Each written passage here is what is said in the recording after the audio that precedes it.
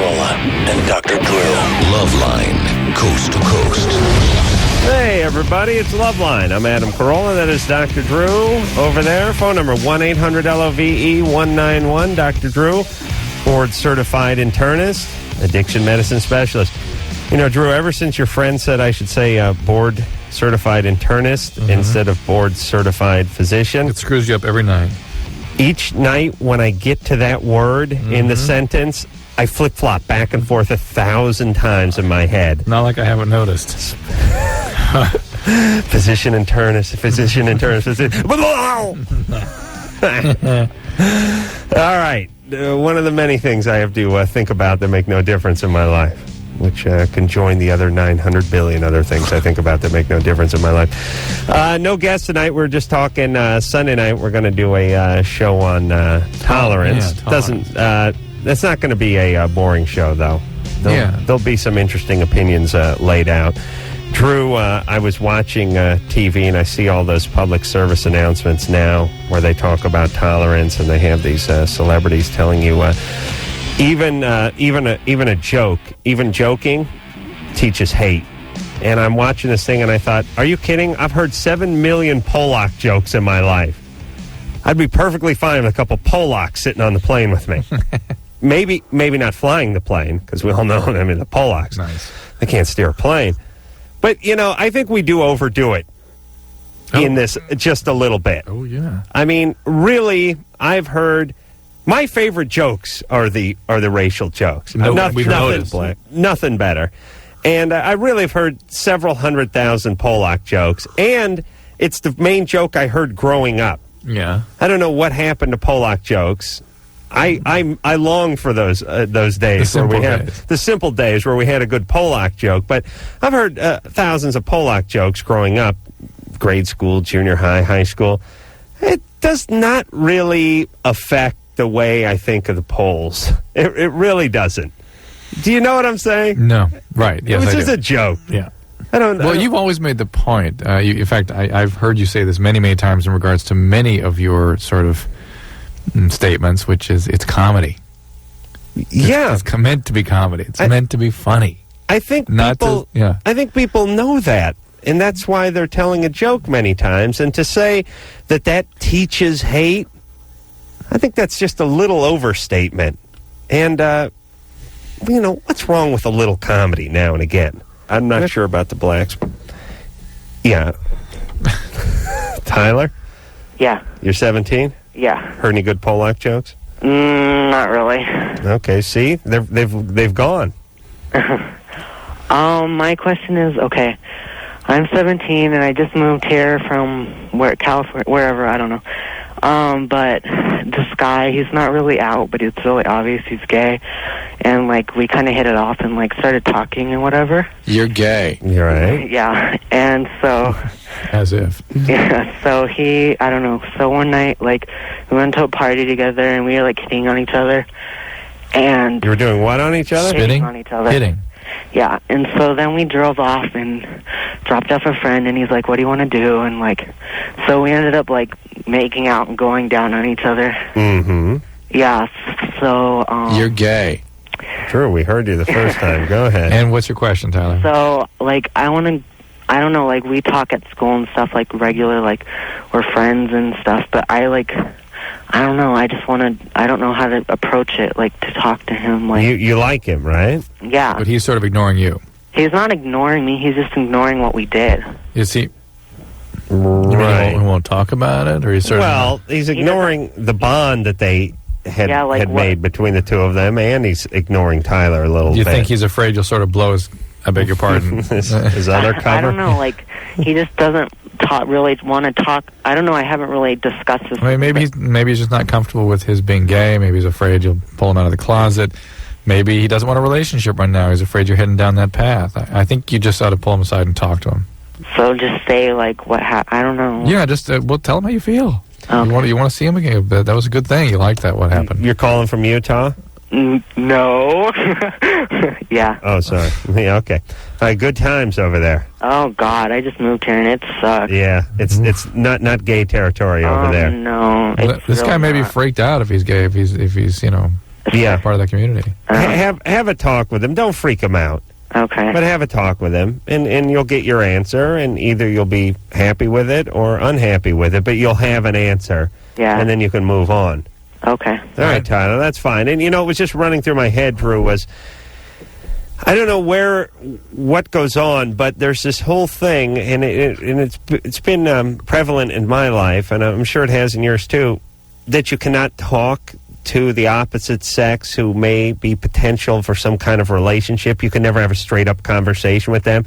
It's always like some kind of used car deal that's going on. Yeah, it's a negotiation. Everything's a negotiation. Yeah. They're sitting there going, "Yeah, I got a guy coming out here in about a half hour, says he's got cash, so if you're not looking to buy, I got another guy coming in," and you go, "Well, there's another dealer down the street, saw the same 86 Tercel. I saw it for $1,400 cheaper, so I was going to swing by there." It's all negotiation. Yep. And it doesn't need to be that way. And the reaches, you get to a certain point in your life, I think, where you can just say to someone, "Hey, I'm attracted to you," or "Hey, I'm interested in you," or "What about that encounter we had that meant something to me?" Not at 17. No, but why not? Why not start it? Why not try it? Why not say to somebody you've been intimate with? For the main reason you couldn't do it then. You know what I mean? It's hard to get in that place. But we didn't have me. Yeah, I know. Telling you what to do. I didn't even have me, man. I barely have me now. Mm-hmm. I'm telling you, young screwballs, that it's okay not to bum rush somebody emotionally, but it's okay to say to somebody. To be direct. Yeah, hey, I like you. Hey, Saturday night we had a little encounter. I enjoyed that. I don't know what your feelings are. Did you enjoy it? I mean, you can do that. You know what, though? I was watching that 70s show tonight, and they were having an exchange. Topher, what's wrong with you? My kids like that show. All right. And, he's got his girlfriend, Topher Grace, his girlfriend, and he goes, what do you see in the future? And she goes, I don't know. Sometimes I think I'm with you. And I thought to myself, God, I remember that. That you'd say, everything okay? And they're like, well, you're so screwed up, so you don't know what the hell's coming next month. I know, but you at least know if you like somebody right then, right now, in the hallway of school, and you can answer a few questions, and it doesn't make you a wuss to ask. Bill? Yeah. You're 36. What's up? Yeah, you guys got to help me, man. All right. I've been divorced for about 10 months, and my problem is that, I've always been shy ever since, I was a kid. And, when I got married, my ex-wife, she approached me, I had girlfriends and stuff like that, but, my problem is, I want to get married again, and I didn't have any kids with her, and I want to find, I figure I got a target age between, Bill. 24 Bill. 28. Bill, target age. Yeah. What is your question? It's a demo, by the way. You're all over the place. I don't know how to, I don't know how to approach a younger woman, and, I look at them and go, man, she's hot, But, I get all freaking choked up when I even... It's the same thing we're talking about, right? Yeah. There's a 36-year-old going through this. Right. Bill, what do you do for a living? Carpenter. Carpenter? Yeah. Very noble. That's a horrible, horrible job. What kind of carpentry do you do? Residential stuff. Oof. Right. What does that mean? Do you finish stuff? Or Yeah, trim work, that kind of thing, A little base and case? Yeah. Swing some doors? Yeah. All right. You any good? Yeah, I make a decent living. Got All my own right. house, All right. Chicks kind of dig the carpentry thing. It's not a bad angle. Are you into... You'll never meet any women on the job, obviously. I meet a lot of housewives on my job. Yeah, but you're some schmo working on their place, and their husband's paying for it, and that ain't going to work out. Yeah, you got amazed how much they want to talk to you, though. You got anything you're into? Not really. I got a stack of porn here that I'm already, I'm tired of it already. Well, send it over here, by the way. As you know, there's all porn is new porn if you haven't seen it before. Do you know what I mean? It's not like day-old muffins or anything. Your porn would be great, brand new porn for me, and my porn would be brand new for you, even though I have many, many hard miles on my pornography. There could be a porn exchange program. I've been talking about it for years. A little eBay side. We got to work some kind of network out. You just pay postage. I'll send some junk over there. You pay for the club, and somebody else's stuff arrives right. Yeah, and it doesn't cost any money. We just rotate stock. It's like a chain letter. Yeah, but you know what happens? Some a-hole starts working in the 40 ineffable stuff in there with, watch grandma get nailed kind of thing, Well, and then you'd they have ruin the whole sanctity of the whole thing. Yeah, but you'd have a board, a panel. That's A review board? Yeah, to supervise the quality. I have gone for a porn swap before. I have filled up a shopping bag with pornography, went over to my buddy Dave Craven's house and sat in his living room and traded porn back and forth like you do with trading cards. And you get the new stuff. It's great. Oh, my God. But he did try to work some of that geriatric porn in on me. I wouldn't have any of it. Hey, Bill? Yeah. Okay. So you need to start trading porn. No, Bill. So you need. I could do that. No, you need to start meeting people. You need to find. I mean, at 36, people use dating services. They use internet matchup services sometimes. I'll give you a horrible experience. About 3 months ago, I did that dating service through the newspaper. And I gave this one woman my phone number. No. What does that mean through the newspaper? It's like it's the personals in the newspaper. Yeah, that's not a dating service. Oh, that was a nightmare.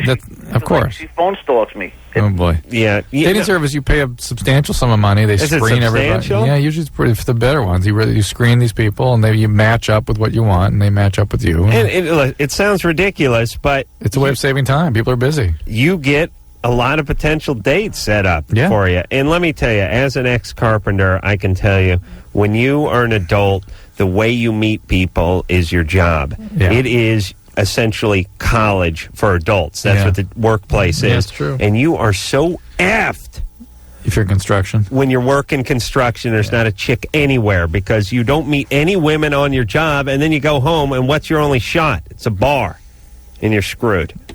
Thank you. Taylor, that's my excuse at least. Taylor, you're 26. Yeah, I got a question for Dr. Drew. Taylor. I'm a recovering heroin addict, Uh-huh. and this last time of kicking, it's been a couple months, I'm having circulatory problems in my legs. Uh-huh. Like, they're cold, and they get kind of numb, and they kind of ache, and I'm wondering if it's related. What were you taking this time? How much? Oh, I don't know, $100 a day? And just IV heroin? Yeah. Nothing else? No, that was my main deal. No methadone, anything like that? No, didn't do any of that. And you're how long off? It's been about 2 months. It could still be a withdrawal syndrome. Really? It really could. And you can eventually you will get a restless leg syndrome. That's permanent. Yeah, the twitching. Yeah, and Yeah. part of that can be pain and coldness and all kinds of funny achy feelings in the legs. So this may be all part of your restless leg syndrome. Okay. And there are a couple of medications for that you really ought to take advantage of. One is called Cinemet CR, and the other is called Mirapex. Okay. And as you know well, you can't take pain medication. Right. All right. Hey, good times. Let's talk to Athena up there. What do you think? Where? Okay. She's line Wait, 5. this one was the one I wanted. Actually, came on and left and came back. Yeah? Yeah. You want to talk to... Six first. Is that Angel? Yeah. Oh, boy. Mm. Always trouble. Yeah. Never name your kid Angel.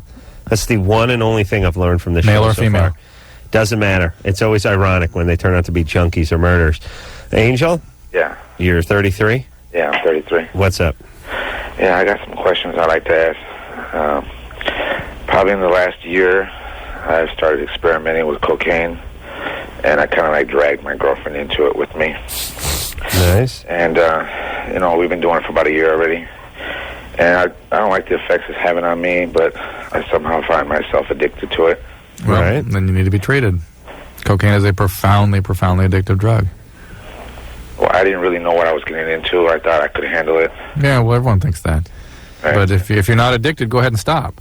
And if you can't stop, then you are addicted, and you need to get treatment. There's no other way. There's no other way. How do you get the money for it? Well, I find myself in a position where it's easy for me to get. Are you dealing? No, not exactly. All right. But I surround myself around people that seem to Right. make it easy on themselves. How much is a gram these days? I'm not really too sure about that. You know what I love about this show? Yeah. I can never get a goddamn answer from anybody. I got a guy who's strung out on blow. I want to know how much a goddamn gram is. I can't get that. I can't answer that. I can't even get a cokehead to tell me how much a gram is going for in Indiana. How does that work, Drew?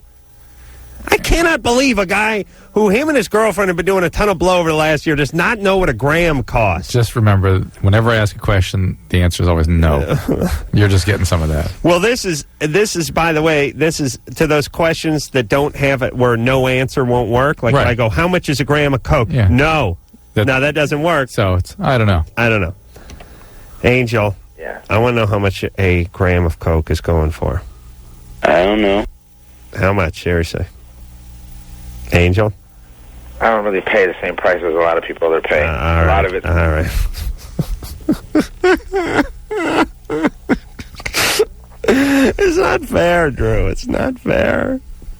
It's not fair that I can't even talk to a strangely, Coke addict. when we all were threatened with destruction last week, people seemed to behave much more appropriately. I know. All of a sudden, all that crap let down. They stopped that BS for a week. A glorious week. All right, Angel. So you have even though you're strung out in the throes of addiction of cocaine, you got your girlfriend hooked on it, you really have no idea what a gram of Coke goes for, right? It's like $60. I understand that. Okay.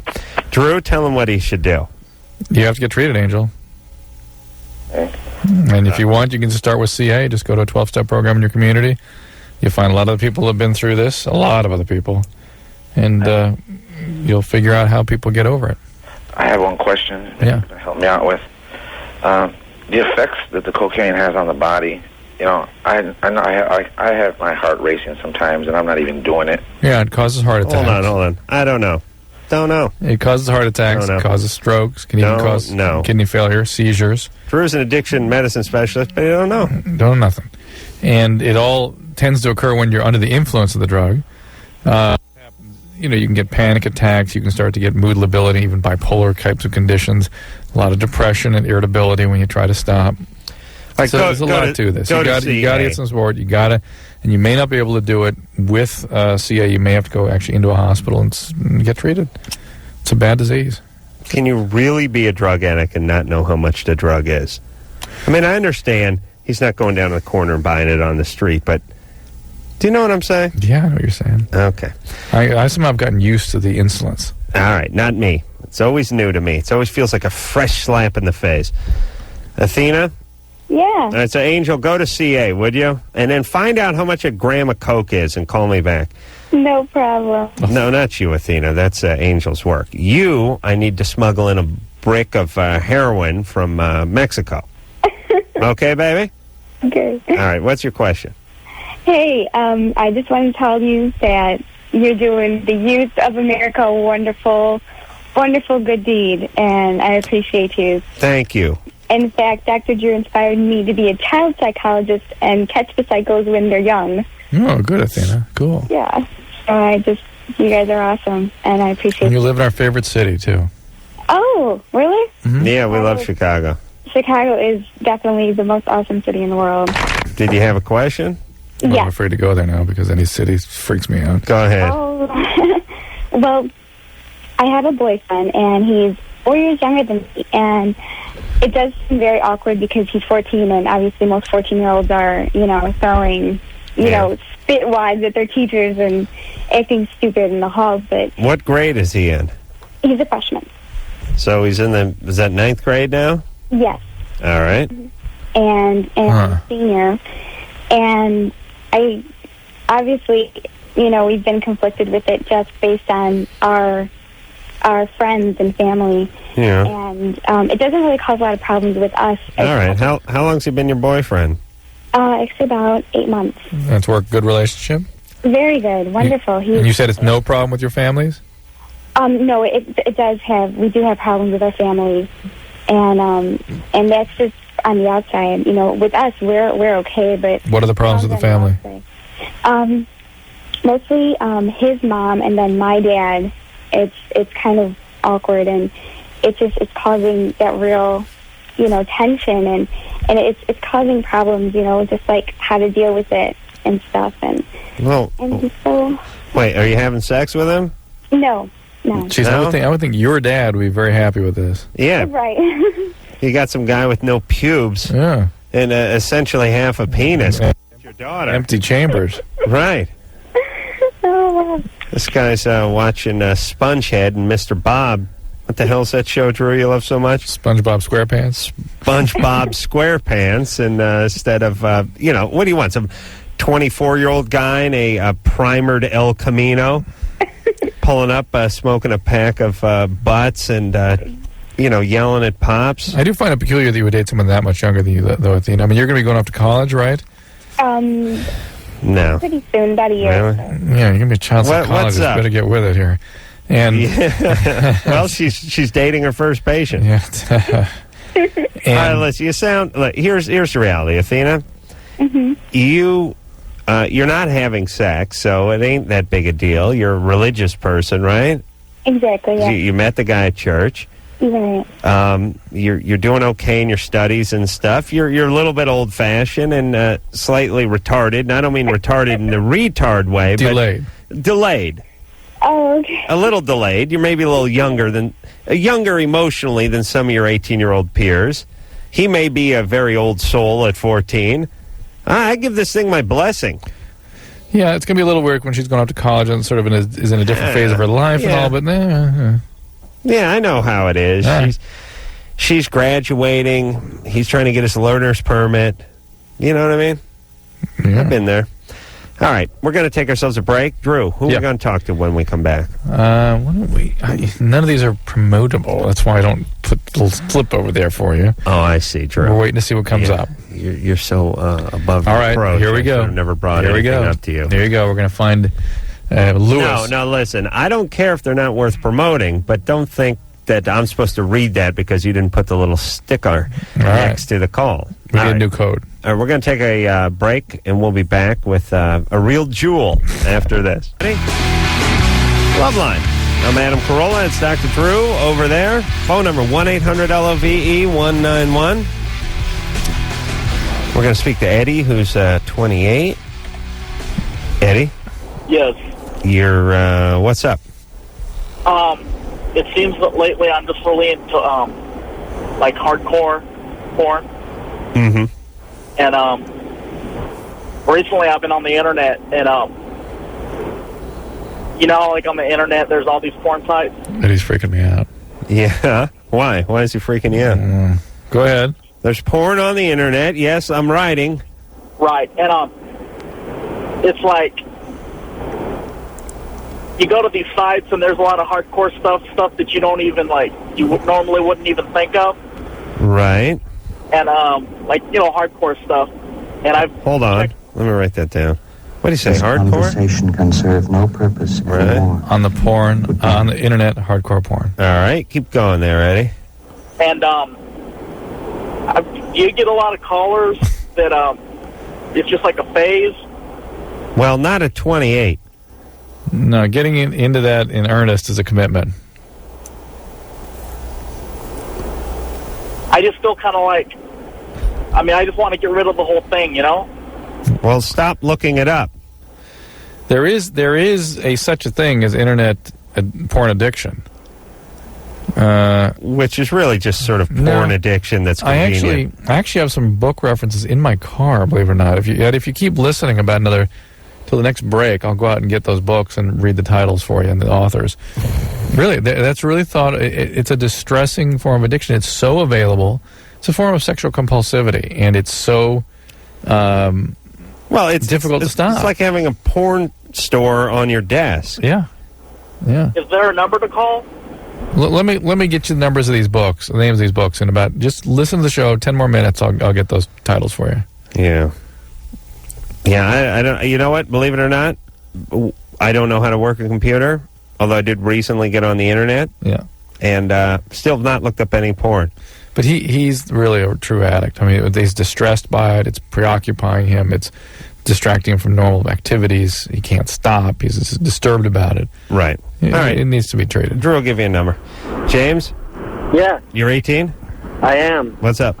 I'm wondering what bilirubin is in a urine test. I had a physical done last week, and they told me that I had too much bilirubin in my basically. It's a sandwich, isn't it, Drew? Yeah, the bilirubin in your...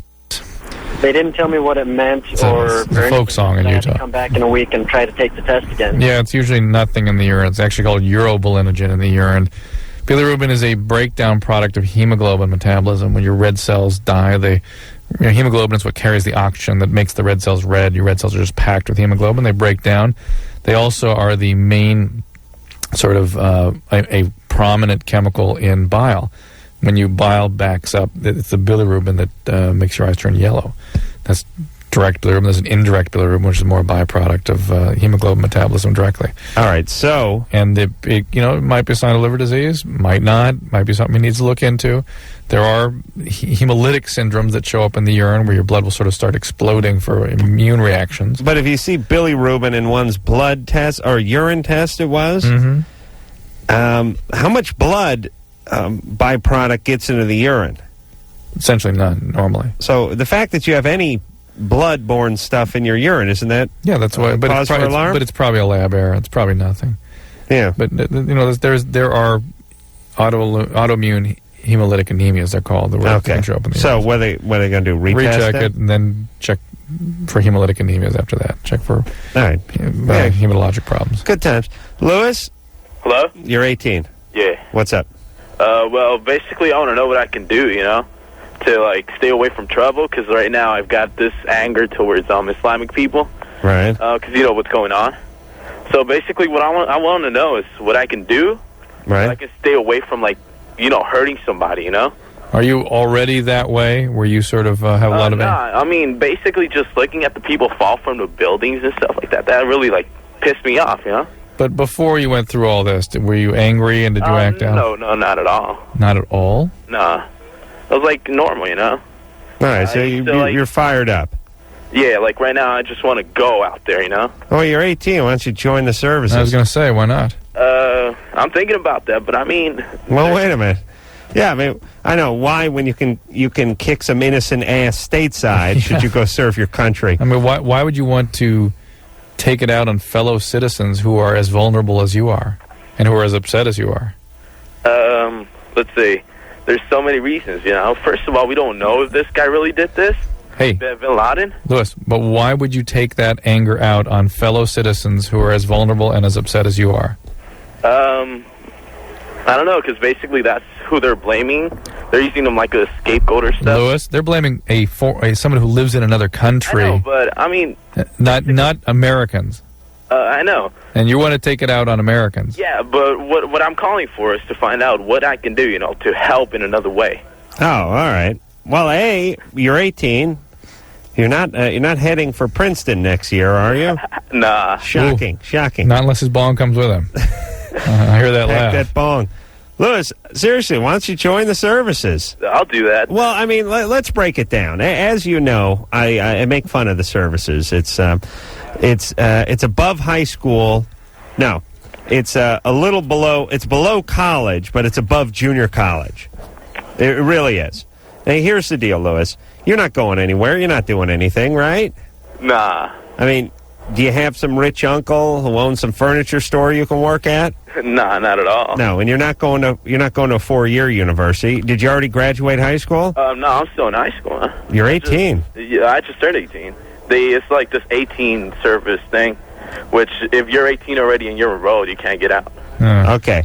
Here's my point. Why don't you look into, like, ROTC? Yeah, I was going to say, you can still begin training and focusing and planning for something where you can make a difference. Let me tell you something, too, for anyone who plans on being a loser. Join the service. No, here's why. There is no racial bigotry here. Yeah, you ought to play the end of that one. That's good. Get on your knees, scumbag! No, I'm talking about the end of his racial bigotry line in Full Metal Jacket, because he goes into the Wops and the Spics. Huh? Yeah, it's a great movie. Now listen. I got that movie on Saturday. Lewis, listen to me. What? You go into the Army, you sit around and do nothing for about 4 years, and you got medical and dental for the rest of your life. Plus, you got all these GI bills and all these low interest loans, and it's really... It's a loser's paradise. They'll take care of you. If the wheels come off the wagon and life doesn't go the way you think it should, these people will take care of you your whole life. I have friends that have done this. All right. So look into, like, ROTC and stuff, and then look into giving blood and donating money to the families and raising all that stuff. Check your local fire department. They have all kinds of things that they're suggesting now. Oh, really? help out. Yeah, they all have little... Okay, listen. Here's the point. Everyone has a lot of energy. I went down to the Rose Bowl and gave to a Pasadena Fire Department created a fund. Mm-hmm. And, they were collecting down there and went and did it. Yeah, everybody has energy. Yeah. And the energy comes from sitting and watching way too much TV and seeing these very violent, shocking images. And there's a lot of energy and a lot of anger involved with that. So you have this extra energy. You could go down to the gas station and chuck a rock through the window at the Islamic guy who's working behind the cash register, which, by the way, I don't condone now, but a few weeks ago, I really wanted to do that. Because you guys are all a-holes at these gas stations. Jesus Christ. Drop the attitude. Anyway, or you could channel this into raising money for the victims' families and giving blood and doing all the right things. Yeah. Put the energy into doing the right thing. You will feel much better, and it'll be a nice release for your energy. Brian? Yeah? You're 14? Yes, I am. What's up? Well, at school, my friends, we had a hangout, and one day we were playing hacky sack, and this group of freshmen came by, and they asked if they could play, and we didn't want to make their lives, miserable or whatever. They're freshmen, they weren't friends and stuff, so we let them play, right? What are you? Are you a freshman? No, I'm a sophomore. Oh, okay. And we've had this spot for, generations upon generations, and... Your hacky sack spot? Yeah. Generations. Your fathers and grandfathers all played hacky sack there. The seniors would adopt the freshmen every year and keep the tradition alive. To play hacky sack? Well, that's just our sport, our class's right. sport. Oh, you're calling from Petaluma? Yes, I am. Oh, that is the Hesher capital of the world. Only in the Hesher capital of the world, Petaluma, could hacky sack, John, is one of the major sporting activities. Well, it's a defining cultural event. They have a arena which gets passed on in ritualistic fashion. Oh, my God, yes. Generations. Yes, the handing of the ceremonial pewter bong from one underclassman to another is a beautiful and rich ceremony, Drew. And that's the funny thing is because we play hacky sack, but we're not stoners or anything. Yeah, but your community is nothing but stoners, right? Remember that generational sort of... You must keep up the cause of the generations. You just haven't really stepped up yet. So you're playing hacky sack. Right. And you let this guy play. Well, this group of freshmen, they just came by, and we let them play, and it ends up that they keep coming back, and they're like mad stoners and stuff, right? Shocking. Huh? Shocking. I thought really? Mad stoners in Petaluma? Yeah, really. Oh, man. Well, anyway, we want to keep the group kind of to ourselves. Yeah, okay. Well, tell the stoners to leave you alone. Well, I want to, but I want to know how to do it in kind of a polite way. I don't want to be I see. Well, listen, how big a space do you need for this hacky sack? 8 feet by 8 feet? Well, we have area. There's other people like 20 feet away from us, and we can just hang out over there, but they like hanging around us. Well, I'll tell you what, Brian. Here's what you need to do. Okay. You need to convene, have a little powwow with the original Haxakians who had played there before these new Heshers came onto your turf. Yeah. And talk to these guys, how many, I don't know, 8, 10, 12 guys, how many guys show up there for the regular game, and talk to these guys and come up with a plan, because you all need to be on the same page. Right. You can't hatch your own plan and have guys not going along with you. There's nothing worse than that infighting that goes on.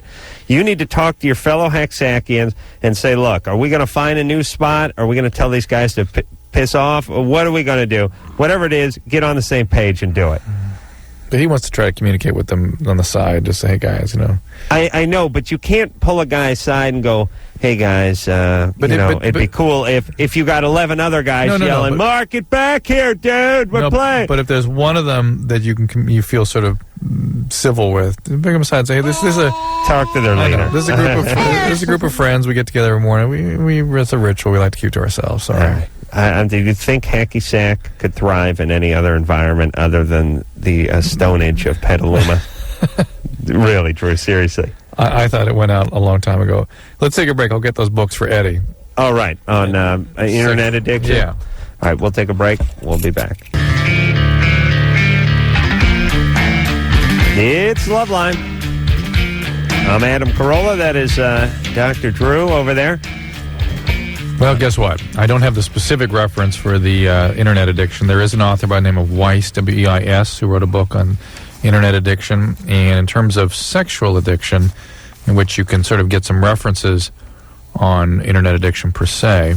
Let me get you one good one here. Out of the Shadows, Understanding Sexual Addictions by Patrick Carnes, C-A-R-N-E-S. What's that about? That's a book? Yeah. You buy it on the internet, ironically? Sure. You know, when he boots up that internet, though, he's going right to the I know. right to the anal. Following, I understand. Okay. Drew, I want to tell you about my grandmother. Oh, on the air, fine. I'm ready. Her DVD. Yeah. I went and visited my 87-year-old grandmother today. She's not getting around as good as she used to, but she's got plenty of feist in her. And, you know, she's a member of the Academy. Actually, my grandfather was. He gets a vote on the Academy Awards, and he's passed away 4 or 5 years ago, but she still keeps the membership going, so she gets all the freebie movies. Does she get to vote, too? Yeah. Oh. She does vote. God. Well, you know, they send you the movies, and then you get to vote. And here's the deal. My grandmother starts getting these movies. She'll get all these movies not only before they go to DVD or go to the video store, but she'll get these movies sometimes before they get to the theater. Be some big Tom Cruise blockbuster. It'll be out in theaters and, you know, coming up this week, and she'll have it on her shelf. Right. And there's something golden about that. I don't know why these movies turn to S the second you can see them, but there's something very alluring about having a movie that other people can't see. Yeah, you're the first one. You've seen the whole thing, not just the trailer. Right. So I told my grandma today, she said, you know, this year there's a DVD box. You can check that. They can send them to you in DVD. I said, oh, Grandma, check that box. Because these DVDs, they got the digital sound, they got the digital audio. You can do 150 movies in the space it would take up on the shelf of, you know, 20 of those video cassettes, and it's just better all the way around. She said, yeah, I don't know. I don't have a DVD player. I said, I'll buy you a DVD player. Oh. And not only, you know, is it better, but I didn't want to get morbid, but I said, as far as your legacy, when you leave somebody this big stash of films, it'd be nice if it was in DVD, because that's going to be the technology of the future. It's pretty antiquated, the VCR, the VHS cassette already. So it'd be nice. You have it in DVD, save some space, have some clarity, don't have to rewind. I'll buy a DVD player. No, not going to do that. All right. You know why? Maybe because it was my idea. Your idea. I don't know. You know what she said? You mentioned taking them when she's gone. She said, a lot of my friends don't have DVD players. I said, good. Keep that leech Jules Mandel from coming over here and bogarting every one of these goddamn things. Big old Jules Mandel comes clopping down the street. It takes 5 movies. It goes back to Encino. It doesn't come back for a month. There's that, and then what she's also telling is they're the recipients of the films when she goes. Oh, whatever it was, it really was just another. I felt like screaming, "This is why I'm a winner. This is why I'm not. I'm going to change my name to Schmeckelberg from Carolla. Carollas. They're all losers. Losers." Jeremy. You're 23. What's up? Hey, long-time listener. You guys are really great. You guys Thanks. are entertaining. I wanted to call in reference to Lewis. You suggested he join the military. Yeah. I just wanted to say, in high school, I was going nowhere, and I definitely wasn't going to college. And I joined the Navy, and man, it has been the best thing I've ever done in my life. Really? Good. I've been about 5 years, and I'm E5, and just moving up real quick and having a great time. Done a real good job, and. Are you still with the Navy? Yes, I'm on my second enlistment now. Does the current world situation trouble you? Well, it looks like I might be pulled off shore duty and sent back to the ship, but I welcome that. What ship you on? A laundry ship? No, I used to be on a destroyer. Wow. Ah, that's nice. Those destroyers. It's got the word destroy right in the title. That's what I like about it. Absolutely. And what would you do on that destroyer? I'm a cryptologist. Uh-huh. You read bumps on the captain's head? No, you decipher messages? Yeah, I break codes, things like that. Nice. Wow. So you're right. You're right in the mind center of the ship, right? I mean, you're in the middle somewhere. Where are you down? Actually, we're kind of off to the side because we used to do our own little thing. You know, we kept the ship informed what was going on, and we did a thing. Is that going to be a big part of what's coming for you guys? I really can't say, but probably not. Are you? So you may be shipping out soon. Yeah. All right. Hey, does that destroyer? So will you go back on the destroyer? I'm not sure. It depends on where they want me to go. But I'm an instructor now in San Diego, but it depends on where they want me to go, where they can utilize me the best. Did that destroyer have the failing system? The failings? Yeah. Yeah, the Sea-Whiz? Yeah, the machine gun, the Gatling gun. The Gatling gun, Oh, that is how great is that thing? That thing is awesome. I got to fire it actually. Oh, you did? Yeah, I got to load it and push the button, and I got the shells from it and everything. It's great. That is awesome. I mean, how many rounds a second or minute does that thing spit out? 3,500 rounds a minute. 3,500 rounds a minute of spent uranium, right? Depleted uranium. Well, that's the same thing. Yeah. Thank you. I mean, that thing would just shred. That thing would shred a school bus in just seconds.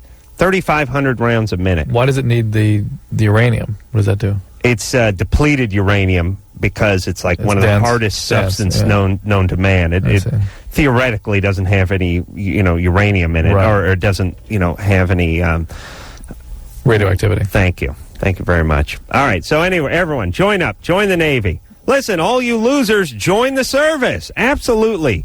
Because let me tell you what the next 4 years are going to be like for you guys who aren't going off to college.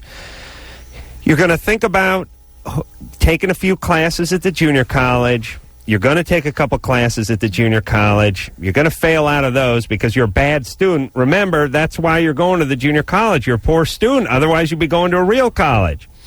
You'll fail out of those. You'll probably pick up some herpetic lesion on your penis or something that some coke-core girlfriend of yours is going to give you. You'll kick in and out of jobs a little. You'll train as an ambulance driver for 3 weeks, and then they'll find pot in your system and screw that up. Everything. The next 4 years, from 18 to 22, you're not doing S. It's not like you're going to have a degree and a career at the end of that. You'll have nothing. Do this. You get a dental plan and maybe get to go over there and... now remember, hand out a little payback. Ambulance driver is not a term you can use anymore. That's right, EMT, EMS. Allison. Hello. Hey, what's going on? Hi. Hey. What? What's up? Well, nothing. I used to work at a dating service, and I know you guys sat there and told some guy that he should go to a professional service. Yeah, I have several friends that do that with great success. I have two that are married because of it. Well, I used to work at one. Actually, I used to work at two. Mm-hmm. And most of the time, this is what I found. The guys were really desperate. They could never get dates. They couldn't get dates in high school, much less any other time. And the women were really picky. Okay. Period. Occasionally, there were some good guys, and occasionally there were some dumpy guys. But for the most part, it was like a joke. But here it is, and I agree with you, but it at least gets you in the game. Yeah, but for the cost of $3,000?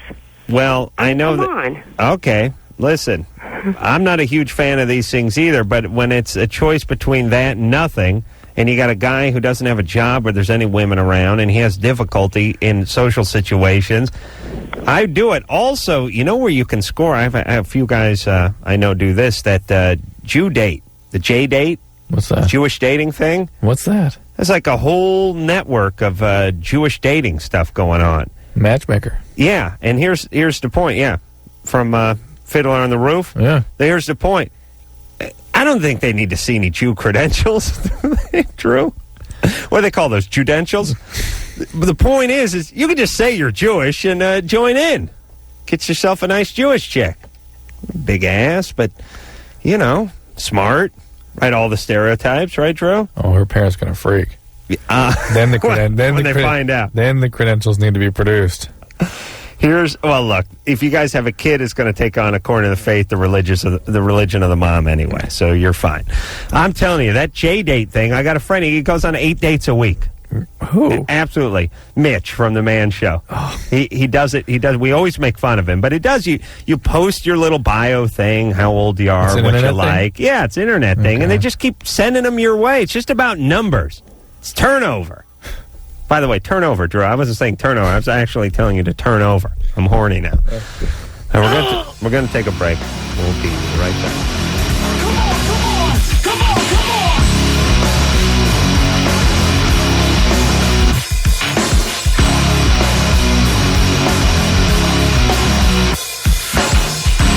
Hey, y'all, it's Loveline. I'm Adam. That's Drew over there. Phone number 1-800-LOVE-191. Let's get back to the bread and butter of the show and speak to Sarah, who's 15. Sarah? Hi. I don't know what to do. Recently I just ran away because I didn't want to deal with my mom stuff no more. Like, I'm tired of her abusing me. Physically abusing you? Yeah, physically, mentally, both. Yeah, I mean, kids only run away from home, really run away when they're being abused. And I don't know. You know, I don't know of any stories where running away turns out better. Yeah, and now she's calling all my friends and, like, saying that she's going to call the cops on them to figure out where I am. And, like... What about going to Child Protective Services? I don't know. I don't know. I freeze up when I do that. So you've done it before. What kind of stuff was your mom doing to you? Like, if I wouldn't listen to her when she first called me, she would slap me. Yeah, it's not right. Or she would, like, shove food in my face. Mexican or Italian? Mexican. I knew it was one. She's half Samoan and half Hawaiian, but she was raised as a Mexican. No! That's like a part pit bull, but raised as a Rottweiler. Yeah. Yeah, that's not only feisty, but with big calves to back it up, too. Yeah, that's tough. I've got a hotline number for you. You want that number? Yeah, please. You got a pen? Yeah. 800. Huh? 800. 800? 422. It's one of those 800 numbers? Uh-huh. 422-4453. 53? Yeah, 422. And what is this It's just a helpline for people, young people, including these kinds of services. Hey, do you have a dad? Yeah, but he's currently, like, not, like, able to help me. Where is he? He is, like, trying to get on his own. Like, he was, like... Trying to go away from his parents? He's thinking about moving out. Yeah, he's trying to do what? He's like, trying to get back on his feet. He just lost his job. And so now he can't really take care of anybody. He's really taking care of himself. Yeah, he lives at home with your mom? Yeah. Can't he sort of step up and say, hey, you'll not abuse my daughter? It's kind of like my mom wears the pants and he wears a skirt. I see. Can both people wear pants, by the way, or does one automatically have to put the skirt on? But you know, they end up peeing at each other and stuff. You know, guys are. Yeah, so you mean if the wife wears the pants in the family, you can't wear pants too? You can, but it's a hassle. You have to wear... What if you compromise, like a gaucho? Like a capri? Yeah, capri type pant. With a smart espadrille sandal? All right, hey, Sarah, call that number and talk to those good folks. And they deal with a lot of this. Get going home and call Child Protective Service. Let them know what's happening. Because the best thing that can happen is you go home and your home gets some help. You don't have to be abused. Of course, when kids are abused, they run away. Of course. Yeah. Oh, why wouldn't you? Everyone runs away when they're abused. You get out of whatever that space you're in that's the abuse space. Yeah. Cameron? Yeah. You're 20? Yep. You're into coke? Yeah. How much for a gram? It's about $30 for a gram. You can get it for $25 if you know the guy, but it's about $30 for a gram. Oh my God! How is the coke for $25 a gram? The guy goes through. It's pretty good. Pretty good. Pretty good stuff. $25 a gram. Jesus, that's cheap. I mean, it adds up, but it used to be like $125 back when me and Drew were doing it. Really? Yeah, we were knee deep in the nose candy. It was 100, disco, 80s. Yeah. Oh yeah. Miami Vice, sure. All right, so anyway, you want to stop doing it? Yeah, well, I've been doing it about a year and a half. I've been sober now for 6 months. One of the problems is I kind of replaced the cocaine addiction with heavy drinking. Okay, well, that's not sober. That's just switching to something else. Off the coke. That's just switching. It's all the same. You know, that's what happens. Once a powerfully addictive drug sort of charges up your chemistry to a certain level of reward need, you can switch to any of a number of drugs, but you'll have to use a lot of them. Yeah. You can use benzodiazepines, you can use pot, you can use alcohol. It's all the same. I was kind of wondering, I heard you talking to the guy earlier, you mentioned some of the, like, bipolar disorders and stuff like that resulting from... Well, yeah, you get a lot of panic attacks and anxiety, and moods can be all over the place. Okay. But you're drinking right now, so you're in the middle of alcoholism, so all bets are off. Oh, yeah. So...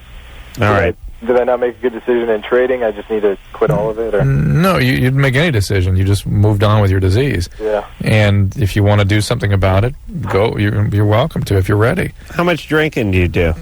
Well, I've cut back on that. I mainly do it on the weekends. I have a couple beers when I get home from work at night, but on the weekends, I usually, go out party here. When I'm partying here, I usually put away about a case a night or so. Case of beer, huh? Yeah. Wow. Over a period of, like 6 hours. Solid. When did the term... All right, AA. Go to AA. When did party, that term, become just get wasted? There was some mystery to party in the 70s. It could have meant just hanging out, having a date night. Now if somebody says party, that means, hey, I'm getting wasted. Right. Right? Yeah, it used to be like Lionel Richie would be singing about partying and party people and all that kind of stuff. Dancing meets socializing, maybe intoxicating, but not necessarily. Not, categorically that's what's going on. It's a nice euphemism for getting effed up. Yeah. Yeah, and it used to have a little mystery attached to it. I think partying became getting effed up when hooking up became sodomy. It's precisely the same kind of a term, because hooking up is like, well, we could have just sat and talked, or it could have been full-scale anal sex. But, yeah, I think it's a way to soften the blow, pardon the pun. I mean, when you go, yeah, we partied pretty good, and then we hooked up. It was like, we did a bunch of blow, and then... slammed heroin. And then I pulled the train with him and his buddies. I mean, that's really what partying and hooking up has become, Drew. That's certainly in the range of possible experiences under those terms. Good times. Julia? Oh, yeah. Hey, you're 18. What's up? Nothing. All right. Yeah. Yeah. No, yeah, okay. How was it? Oh, yeah, okay, I had unprotected sex last week. Mm-hmm. And I hadn't had sex for probably like 5 months or so. Well, it's the only guy I've ever been with, and it was an ex and all that stuff, but whatever. I was scheduled to go to the gynecologist on Friday because it's been a year since my last visit. Okay. Right. But I forgot that I'm supposed to be starting my period, and I got home from work today, and I went to the bathroom, and I was like, oh, damn, I forgot. Well, you can still go after something like this. Do you have to tip them out a little more? But it's not like regular, it's thick and brown. Thick and what? Brown. Well, hold on, I'm going to heave. Anything else? Brown. Anything else going on? Any pelvic pain? Anything like that? No, nothing's wrong. I'm just kind of freaking out because I'm really paranoid about diseases, but I don't know why I have... Drew, is it considered poor etiquette to go to your gynecologist when you're on your period? Yeah, sometimes. You don't do that? If you're worried about an STD, you go when you go. It's not that big a deal. Bad times. Yeah. Oh, no, if it's not a big deal, I just want to know. But if it's hard when you're having your screening, your yearly exam, you can't really inspect things the way you'd like to because it's all covered. Right. There's stuff in there. Well, but you get in there with a little... no, it's hard to swab it out. A little compressed air? No. Really just blow it out of there? You'd have to have like one of those high-pressure nozzles that they use to clean the sidewalk in front of the supermarket. No, you still wouldn't be able to put that in and visualize things. So we need those things that dentists have that squirt and suck, that vacuum. Well, the suck thing, they just hook on you. And then they squirt. Right. Yeah. Except for they make sure and ice the water down before it hits your very sensitive teeth. That's part of the diabolical dentist program. So, Julia. Yeah. I don't know. Drew, what's up? I don't make anything of that, Julia, but I'm glad you're due to see the gynecologist. Well, yeah, because I freak out, especially because he's not a very clean person. Well, I don't know. I'm just suspicious that he's not very I don't make anything. If you get pelvic pain, if you get pelvic pain, discharge, pain with urination, fevers, go be seen right away. Wait, who's not a clean person? Your boyfriend? Not a boyfriend. The hookup. Ex. Oh, the hookup. Oh, you guys partied and then hooked up? No. Okay. Nothing like that. I don't know, I get scared, and I was already going to go, but I just... All right. Well, listen, If you're a paranoid person, don't hook up with filthy people. I know. It's because, I don't know, there's a whole history between me and him. I don't know, whatever, I was stupid, but... All right. But there's nothing too much unless I have pain with urination and pain, urination, discharge, pelvic pain, fever. Right. So the thick brown bloody period does not mean that there's any kind of problem. Not necessarily. I mean, venereal wise. No, doesn't necessarily mean anything. All right, Robert. Yeah. You're 32. Yeah. What's up? I was listening to the station a while ago, and I was hearing that boy talk about hacky sack. We was just trying to figure out what that was. Oh, really? You know this sounds like, Drew? Remember Andy Griffith used to do those like spoken word things in the 50s and 60s? Yes, it was comedy. Yeah, it was comedy. He would explain what football was. Right. And stuff like that. These boys, they go out on the field. And they got themselves a pig skin filled with air. And this one feller, he tosses it to the other feller. He throws it, and they commence a fighting and scratching. How the hell do you know that, Drew? You're not supposed to know anything I know or comment about on the air. That's what Robert sounds like with the hacky sack. Robert? Yeah. Yeah, so you want to know what the hacky sack is? Yeah. Okay, here's the thing. Hacky sack, here's what I want to say. You're calling from where, like North Carolina? No, I'm in Ontario, California right now, but I drive a truck and I'm from North Carolina. Okay. Hacky sack is what the guys you hang out with would play instead of horseshoes if you swapped moonshine for weed. You understand? And swapped sunshine for like thunderstorm. Moonshine? Yeah, I mean the desert. You need the heat to bake the brain properly. Right. Now, it's what guys who smoke a lot of weed do. And live in the Southwest. It's considered an exercise regimen or sports team for guys who smoke a lot of weed. It's a little ball filled with like beads, seeds. Yeah, it's not quite sand, but Beans. it's like a little bean bag. Yeah, and they kick it around. They keep it in the air, like kick it around like a soccer ball, kind of. Yeah, I would say that it's a little smaller than a tennis ball. And it's not bigger really than a golf ball. Not really round. It's kind of it's got sides to it. Kind of, yeah. And stone guys, it's made of leather. It's really something that it's a sport that could be thousands of years old if they smoked weed thousands of years ago. You there, Robert? No, he it's too much. An ass full of us, but. I think it really is. I think it really is the equivalent of horseshoes for guys who smoke weed and don't drink. And horseshoes is what drunk guys do. You see what I'm saying? You can't play hacky sack when you're drunk. You'll vomit. You ever try that? No. Jumping up and down, kicking like a retard. Whatever's in you, like that 12-pack you just put down, is coming back up. All right. Interesting. They doesn't know what hacky sack is, but I think it's a West Coast thing. It's a Southwest, yeah. Now, so what you do is then you throw this sack up, this little bean bag. Not really Southwest, because Northern California got a lot of it, too. Shut up. And you kick it back and forth, basically with the inside of your ankle. Right? Yep. Is that the attempt? And you kick it back and forth to other guys that are equally stoned. And usually the game breaks up when a Birkenstock flies off a foot and takes a guy's eye out, or even worse, right when he's taking a draw off a joint, that thing smacks him right in the face. That's usually how it ends. And really the Hesher sport, though, you want to know what the true Hesher sport is? Ultimate Frisbee. That's for the motivated Hesher. That's football with a Frisbee. Anything with a Frisbee. That's for the Heshers that have a little more energy. Josh? Yeah, hello? You're 18? Yes. What's up? I just want to, I just want some advice about this sort of, it's a relationship. Okay, all right. I'm kind of nervous, I'm sorry. Okay. All right. There's this girl, and I met her, you know what Yahoo Chat is, right? Mm-hmm. Yeah, all right, I met her off chat, okay? And then, all right, she gave me her phone number, and we talked for a long time. Went on for, a couple weeks, and things got really intense. And then, then she came over a few times. She spent the night. And then, for some reason, I got really, I'm kind of emotional, so I got emotional, and I guess she kind of backed off or something. And she sort of calls me, and we still connect like we did before, sort of. And she just called me yesterday.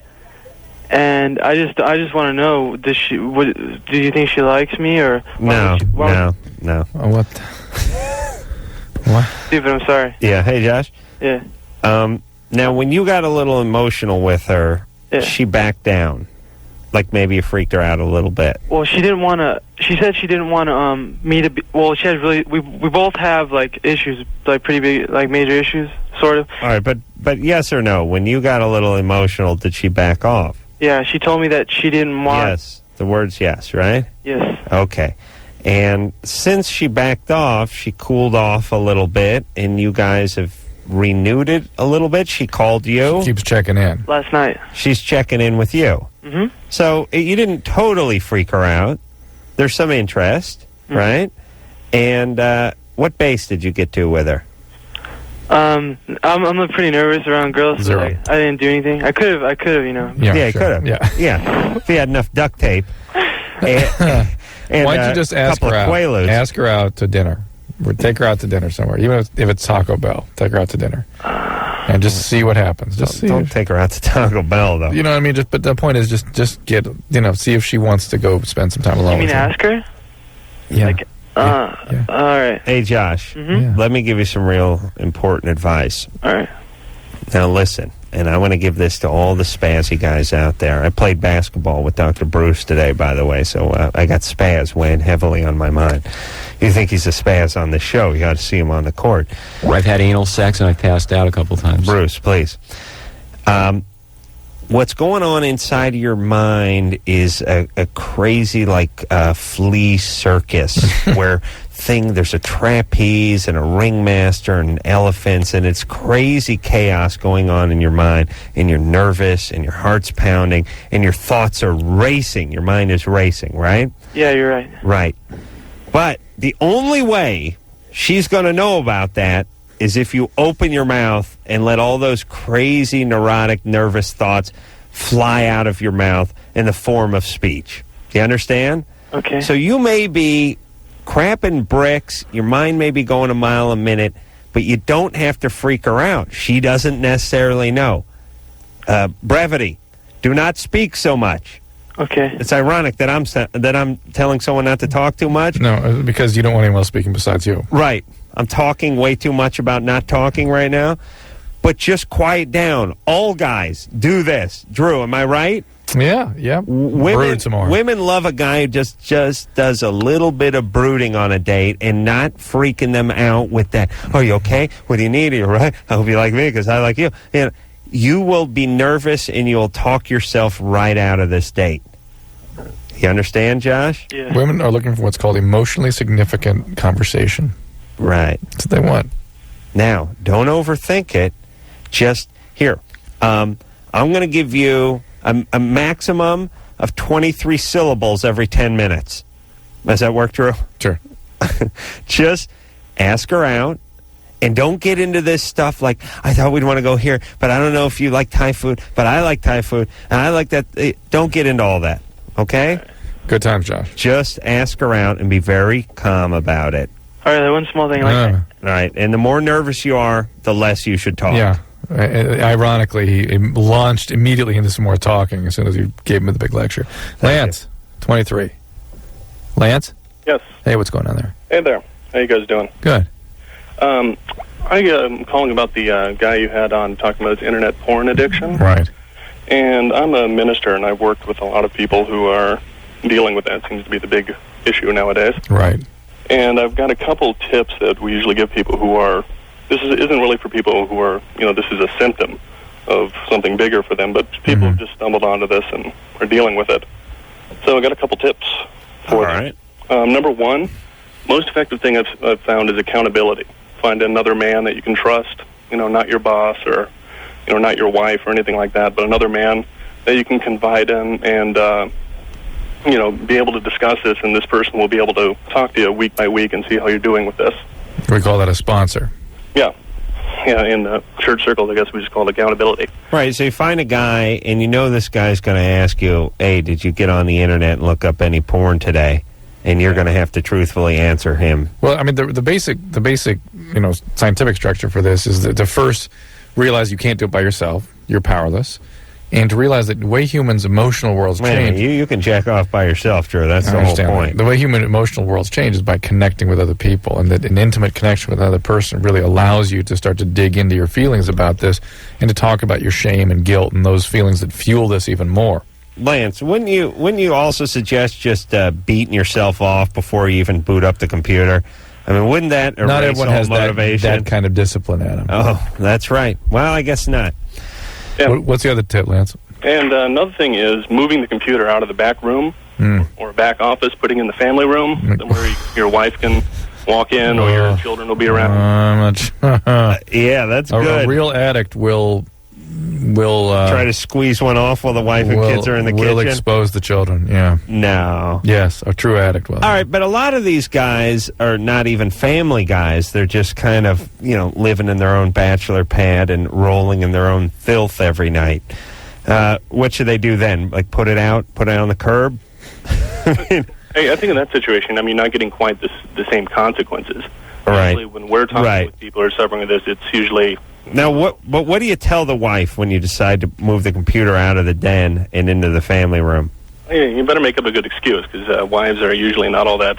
Right. I don't think they're really going to go for this sort of situation. Right. Is that it? Is there one more? One more, and this is more of a last-ditch sort of thing, and that's there's a lot of services that do password protection that, they sort of censor off parts of the Internet, and a couple people, and this usually with...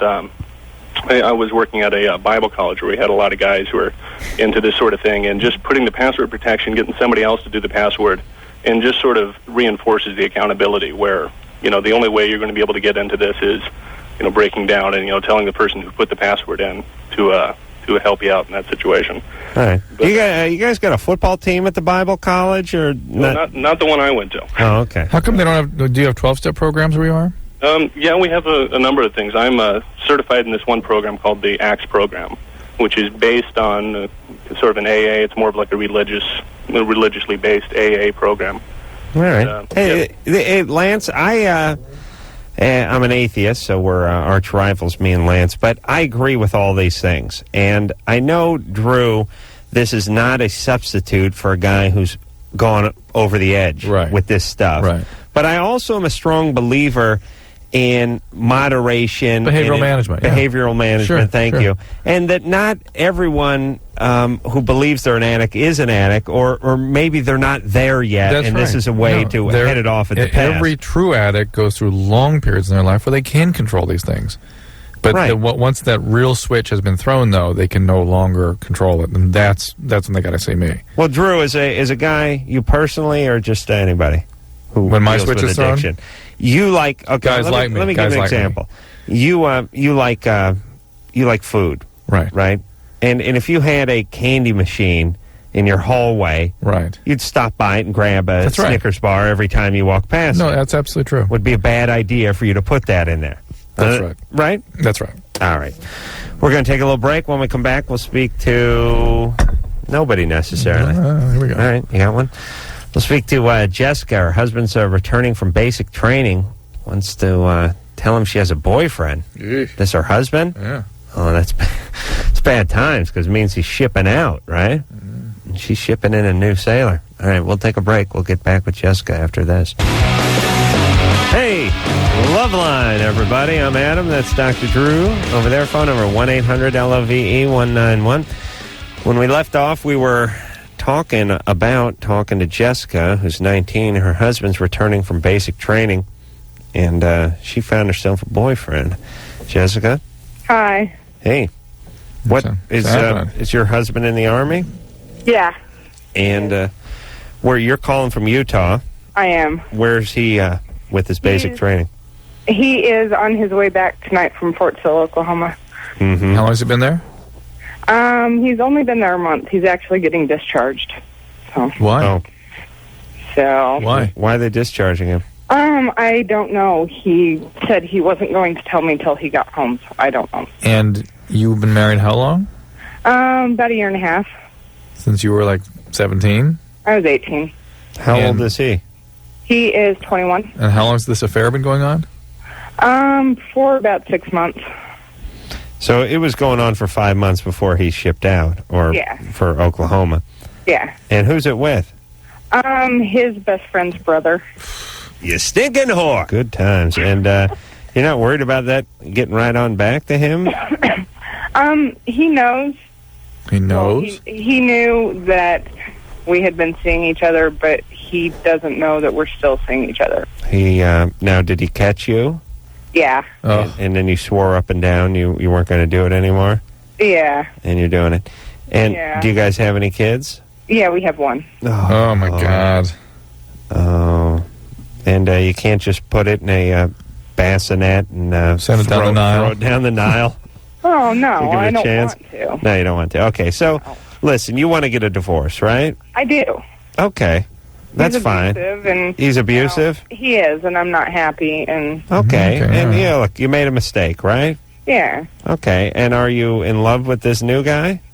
I don't know. No, I care about him. I don't. This is just her bullpen. Yeah. Somebody to finish the game. Why are you carrying on with this? Because you're insecure and you need attention? She needs a reason to break up, too. Right. You know.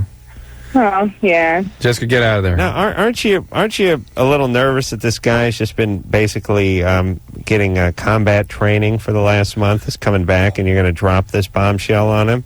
I am. And he's already abusive? Yeah, I don't know how to go about doing that. Well, when's he going to return? He will. I'm picking him up from the airport tomorrow. Wow. Oh my God, that is going to be so uncomfortable. Do not let this child witness anything go down. Oh no, I don't want to. I know you don't want to. Don't let it happen. I don't. I won't. No, no. Who's watching the kid while you pick him up from the airport? His best friend's mother. Okay. Listen, I'm gonna work out. I'm gonna get you on like a little 5-year plan. Okay, here. All right. First things first. This guy. You all right, baby? Yeah. This guy who you've already described as abusive physically, who's been tossed out of the Army for God knows what, is going to hear about you screwing around with his best friend's brother and may freak on you.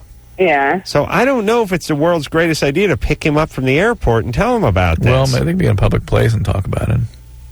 Can you guys go to like the 50-yard line of the Rose Bowl during the UCLA-USC game? Go to the Tabernacle. Go to the Tabernacle. They're in Salt Lake. Yes. Go into the church itself and then tell him. Okay. Do not have him on his 8th Bud Tall Boy and then explain to him in the confines of your trailer that you've been blowing his buddy's brother. You understand? He may spin out and hurt himself, hurt you, and maybe hurt the child. Now, the other thing is what are you going to do? Live with this guy for a while until you find a new place? No, my husband, well, he's not staying here after, his name's not on the lease, and he knows that he's not staying here. I really even question you picking him up from the airport. I mean, you know what I mean? Yeah. Are you going to tell him when you pick him up? I'd like to. I don't want to keep it from him. Well, if he's not staying there, can you send him to wherever he's staying before you tell him? Oh, yeah. Where's he staying? Provo. Provo. All right, send him to Provo and then tell him, because he may spin out. And look, you, my dear, you cannot have a kid for another 8 years. Do you hear me, screwball? I don't want one for another 8 years. Yeah, but you got to work at it a little bit. Oh. You got to get on some birth control. Do you hear me? I am. All right. And you don't you spend 24 hours a day trying not to screw up this kid of yours, all right? Yeah. All right, good. All right, you made a mistake. Get out. Okay. Fine. Oh, man. I would kill myself if I was Jessica. Dustin, could you imagine? Yeah, I'm here. You're 23. Right. What's up? Hey, I had a question about I had a penis problem. You come to the right place, my friend. Come to the right place. Well, hopefully, and Drew, the Taco Bell thing. Yeah. Taking the girl out to Taco Bell. I mean, any place but Taco Bell. But anyways, getting back to my problem. I've had it for, maybe since I was about 16. It's sometimes when I pee, it's almost like gallstones. It hurts real bad, and they're almost like little rocks. Yeah, maybe you're passing stones. Is that all it is? Because I always wonder. I mean, I do drink, sometimes, and You need to get that checked out. I know whether they're kidney stones or bladder stones or prostate. I mean, they're all kinds of things. Well, how do you know? happen. Hold on. Have you ever fished any of them out of the drink? No. Well, how do you know? What do you mean? That they're stones. Well, actually, sometimes like if you squeeze the tip, and you put a little on your finger, it comes out a little bit chalky sometimes. Like if you let it dry there. A little sandy, but that wouldn't really be He's like not saying stones. He's saying if you let it dry, it's sort of powdery. What do you do? Just Yeah, but you're just taking. You walk around with a dab of urine on your finger until the sun dries it? Yeah, What Dustin. you do is you put it in front of a fan. I see. Dustin, that's prostatic secretions. That's not urine, then, because your prostate's putting stuff out that lubricates your urethra all the time, and that stuff can look a little powdery when it dries out. Okay, so what should he do? Nothing. Well, you go see someone about these stones. Find out whether or not you have stones or not, because it's important to know kidney stones can block your kidneys from draining and cause kidney failure. All right, and he's see a urologist, right? Or a regular doctor can start this one out. Okay, Sean. Yeah, I'm here. All right, Sean, you're 24. Yeah, I got a question for Drew concerning the difference in the effects of marijuana versus smoking tobacco. Okay. Versus, like, definitely in the carcinogenic area. Definitely tobacco worse. Well, is THC carcinogenic? No, not per se. Okay. What about any other effects that might be possible long term, whatnot? The main thing that pretty much everyone gets if you smoke pot long enough is chronic bronchitis. So you get kind of an emphysema-like syndrome. Gee, that's lovely. But whether or not it causes heart disease, it's thought it might, but it's not been proven. Does not appear to cause cancers. Okay. And the big effects are brain effects. That's what people. How much weed do you smoke? Not a whole lot. In any given week, probably between a gram and 4, depending on who I'm with. Hold on. I don't even know what a gram is. Isn't it an ounce? About a nickel. A nickel? Yeah. You smoke $5 worth of weed a week? Yeah, about that sometimes. Oh, that's nothing. You're fine. You live till 100. I also still wanted to make another comment about the whole hacky sack thing. Right. Not just limited to the Southwest. There are heshers all over the country playing. Oh, really? It's spread. Okay, you're in Illinois, and it's spread out there, huh? Yeah. At the university here, all over. Right. All right. Okay. It's like, it's really, hacky sack is mumbling for your feet. Let your feet mumble. It's not quite exercise, but it's just a little movement.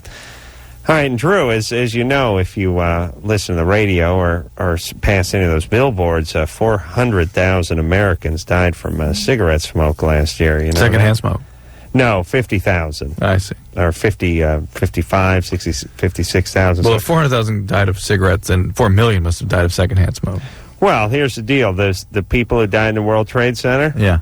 5,000, they're speculating. They would have died anyway. Put a zero behind that. Those are all the people who died of secondhand smoke every year. Yes, according to the folks who make that data fit for whatever particular cause they're trying to make it fit for. And again, Drew, real quick, as a doctor, ever treat anyone for secondhand smoke? No. Do you have friends that have treated people for secondhand smoke in the medical community? No. Ever admit anyone in a hospital for secondhand smoke? No. What about when you're just making your rounds? You ever see anyone there with a secondhand smoke on their chart? No. It's nonsense. Thank you. Tommy? Oh, hey, how's it going, guys? Good. Yeah, so I'm 20 years old, and my sex drive's pretty much gone. Like, I don't really think about or care about sex, like, at all. Really hasn't been that bad, but it's starting to, like, affect relationships with girls that, I'd like to get to know better. Are you on any medication? No. Do you have any medical problems? No. You been depressed? Those are the first questions everyone asks, but, no, I'm not depressed. I'm pretty happy. Have you had a medical evaluation to see what's going on with this? I went and got my testosterone levels checked and my thyroid checked, and they were both normal. I want to check prolactin, too. Sometimes prolactin tumors. And Prolactin? Yeah. Maybe there's a great book about a guy who got a prolactin-secreting tumor whose sex drive shut off.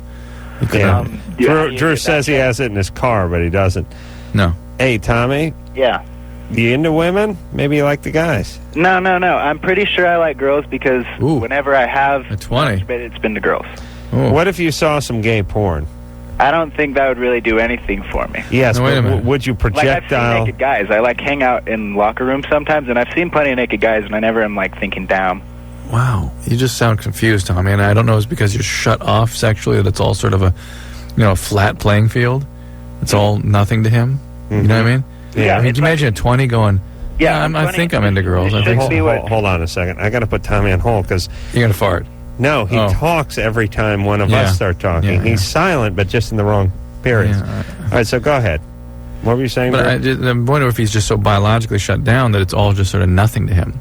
Guys, girls, all sort of, I'm into girls. I should be. Imagine saying that at 20. No. Yeah. I would not say that at 20. Tommy, Yeah. do you have a girlfriend?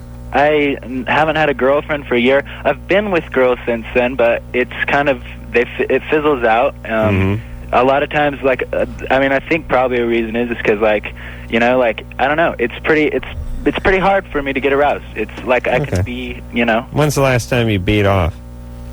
I actually beat off last night. And how was that the first time in a long time, or?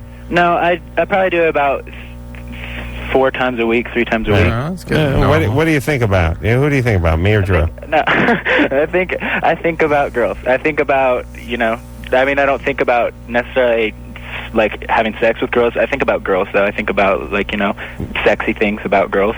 What does that mean? Well, like TNA, I guess. All right. And what do you do? You a college student? Yeah, I'm a student. I'm a server. You're healthy emotionally otherwise? No trauma history? I feel like it. Let me float. Okay, Tommy. Let me float this theory, Drew. By the way, his sex drive has not been really decreasing. He's masturbating 5 times a week. What's he talking about? Well, let me say this. There's certain guys that just got a little higher RPM motor in them, like Drew. Right. Drew's a passionate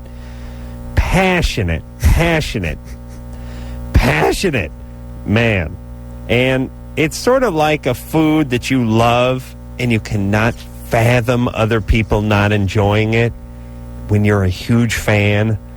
I love macadamia nuts, and whenever I hear my 2 partners, Jimmy and Daniel, say they hate them, I go insane because I love them so much. Right. I can't imagine. I'm angry at them. And if I was a doctor, I'd say there's something wrong with you. You should get checked up. I'd give them the crash cart and the paddles, right? But some guys have a low energy. But Tommy sounds... just low energy. Yeah, not that he's gay, but that he's... maybe floating a little somewhere, closer to heterosexual, but just from the cadence of his voice and the tone of his voice and everything, it sounds like maybe women aren't a big priority. He's bisexual. And I just wonder if this is sort of his natural sexual cadence. Now, maybe that may be even low for him right now. Right. But it didn't seem like he's going to be a world-class coxman even when he does fire on all cylinders. I agree with you. All right. We'll take... I mean, it's not like Drew is a passionate man. Drew is... I mean, you people are listening think I'm kidding. Drew is a passionate man. Okay. We'll be back after this.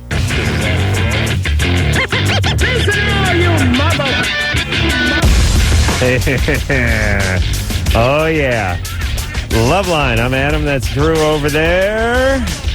I'd give the phone number out, but we got enough of your calls. So we'll hop on the phones and see if we can't help some kiddies. Gary? Yeah. You're 18. Yeah. Your 14-year-old neighbor wants you to take her virginity?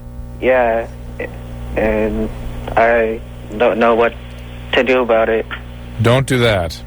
Huh? Don't do that. Don't do it? Don't do it.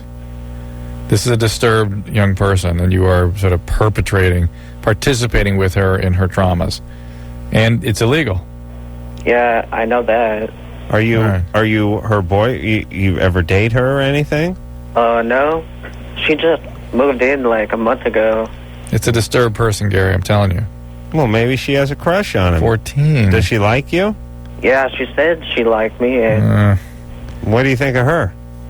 I like her, too. Adam, a 14-year-old, take my virginity, please. Please, that's not okay.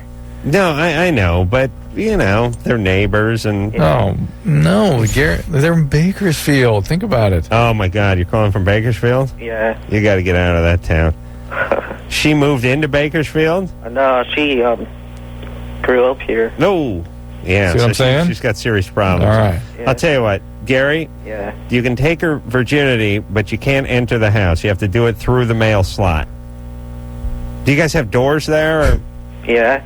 I just picture like a screen door flapping in the wind, a hound dog waiting to die out on the porch, a tumbleweed blowing by. Gary, what are you doing? You're 18? Are you going to school? Or? I graduated. And I'm looking for a job. Why don't you join the military? Yeah, that's what I'm going to probably Good. Do it. Get on your knees, scumbag! Yeah, you get yourself a nice skill, right? Yeah. All right? Yep. All right. No, All right, listen. Gary. She's a screwy girl. You're going to get involved with her. There's going to be trouble, and as Drew says, it's illegal. So don't do it. Okay? All right. Just join the military, all right? Please. All right. All right. Let's talk to John, who's 31. John? Mm-hmm. What's up?